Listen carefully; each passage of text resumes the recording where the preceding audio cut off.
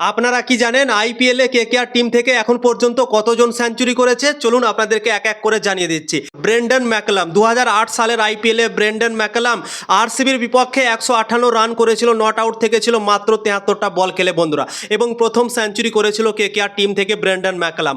2 নম্বরে ভেঙ্কটেশ আইয়ার, মুম্বাইয়ের বিপক্ষে ভেঙ্কটেশ আইয়ার 2023 সালে 41 বলে 104 রানের ইনিংস খেলেছিল এবং দ্বিতীয় প্লেয়ার হয়েছিল কেকেআর টিমের যে সেঞ্চুরি করেছিল কেকেআর দল থেকে।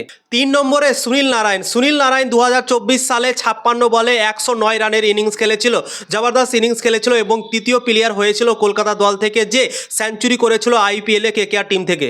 4 নম্বর প্লেয়ার হয়ে গেল আমাদের ফিন অ্যালান কালকে আইপিএল 2026 সালে দিল্লি ক্যাপিটালসের বিপক্ষে 47 বলে 100 রানের ইনিংস খেললো, কলকাতা টিমের 4 নম্বর প্লেয়ার হয়ে গেল বন্ধুরা। তো 4 জন এখন পর্যন্ত কলকাতা টিম থেকে আইপিএলে সেঞ্চুরি করেছে বন্ধুরা।